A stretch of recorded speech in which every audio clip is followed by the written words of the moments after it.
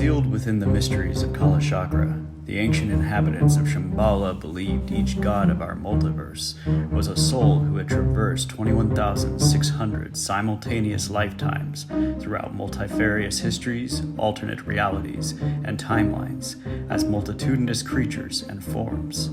All of these lives would occur within a given sphere of the space-time continuum, and when an individual would awaken to the ultimate truth, in all of these lives simultaneously, the thousand-petal lotus would unfurl, revealing the self as Vairocana Buddha, seated beneath the Bodhi tree, whose body consisted of 1,001 Buddhas, seated upon the 1,001 petals, which each contained 100 million worlds. Each of these petals feathered the scales of the cosmic feathered serpent, and this feathered serpent was known throughout all the ancient world. In Joseph Campbell's Hero with 1,000 Faces, he proposed an idea he called the monomyth, which suggested that all stories are emanations of eternal recurrence, as each individual moves through various phases of growth as the hero of their own adventure in consciousness. The anomyth is the amalgamation of these adventures, as we, conscious evolving beings, are each the hero and god of our own personal universe, and each of our own unique stories feather the cosmic serpent as it expands infinitely into the void. Welcome to the Anomyth of Ipsis.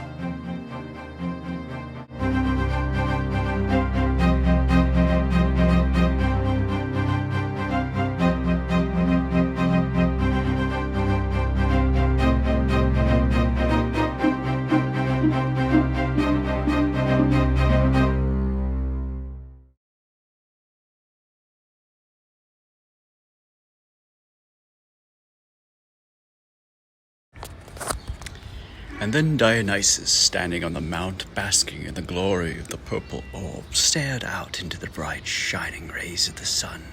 The crystalline energies and geometric forms manifest from out that bursting of nebulas, stealing in softest splendor upon his skin. He basked so deeply in the sun, he became the sun himself.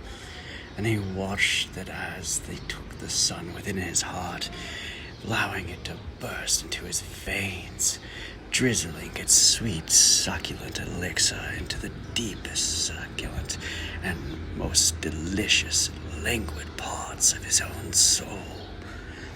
That's when Dionysus became the golden god, shining as the brightest light the earth had ever seen. To look upon him was in madness, indeed divine intoxication of the most deepest wonder and splendor.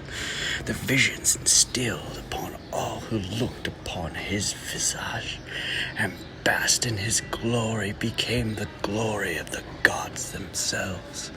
Zeus's almighty throne thriving and bursting from within every one of them.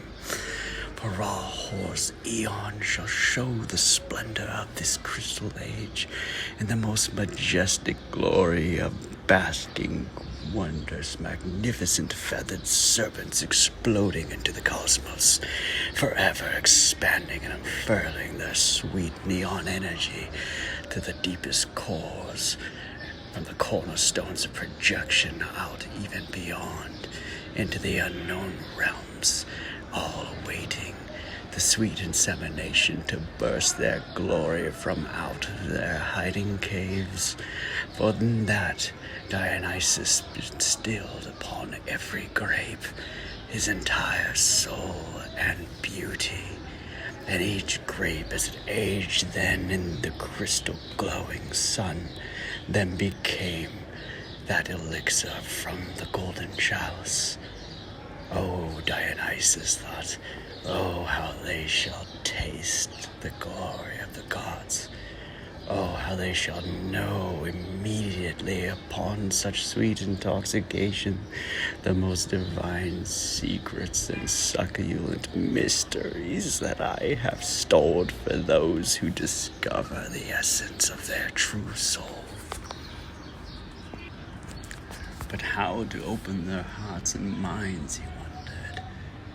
How to get them to look the serpent deep into its own eyes, into the very source of creation itself, for the mere appearance of its fangs bared with their juicy, succulent creations themselves.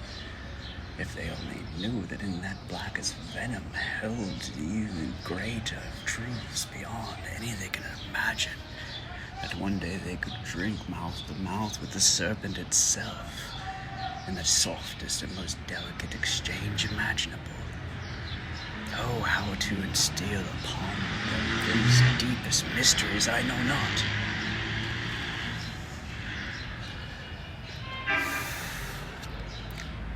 But the green plant whispered in Dionysus's ear, "You shall know. In fact, you are knowing itself. Do not doubt thyself, Dionysus. Reach deep into my flaming sword as I kiss the sun upon thy tongue as lightning storms fierce electric through the blue orb itself. Dionysus, go deeper. Give thyself to the But ere, Dionysus, dost thou truly dare? Darest thou take man to his deepest core? Darest thou show them the black cave, with the blue crystal orb glowing upon its altar, held within the mouth of the black goddess herself, with her tongue hanging lasciviously towards them? Oh, that they could know that secret. Oh, that they could dare such beautiful truths.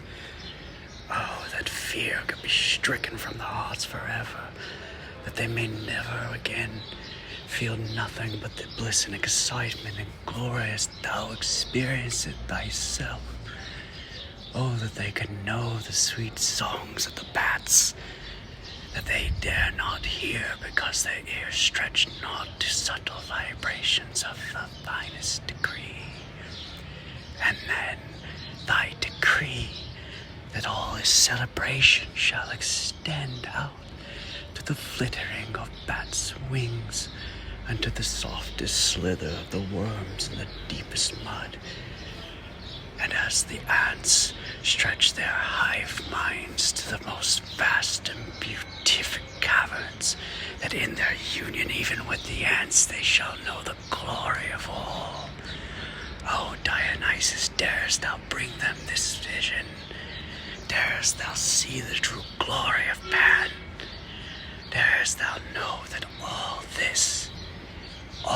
this lies only within the darkest cavern of their own heart, hidden beneath the cypresses beyond the Pied Piper in the bed of roses, where only the smell as sweet as incense echoing out to the eternities from ancient halls do beckon them hither?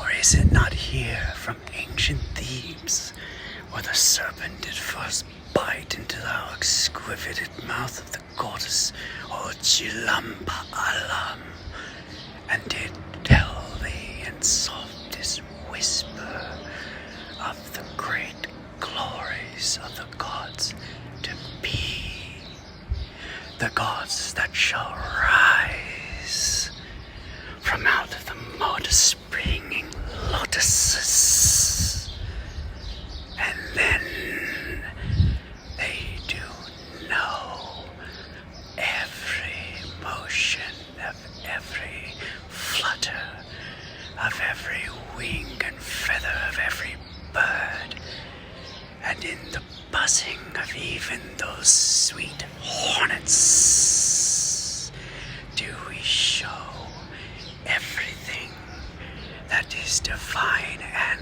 well. Oh, Dionysus, darest thou whisper this within thine own heart? Darest thou whisper it out loud? Art thou now even whispering as thunder claps into the highest ethers of the dimensions ions, that those seraphs with their sprites once anew. Dare now even come to them in their dreams, whispering as the serpents ever knew, and have ever shown them true our quickest strike. Oh, Dionysus, do not the crowds even gain thy ear now? Oh, Dionysus, Dionysus, look what so is. Canst thou dare whisper to the gods thy secret? That thou knowest that it is all in thy glory as their glory, combined amalgamations of eccentricities of the eternities, and dancing and singing to the music of Apollo's lyre. Darest I think it, Dionysus? Dare thy now from this place of glory, from my emerald palace unto even the gold? Dares I now whisper the secret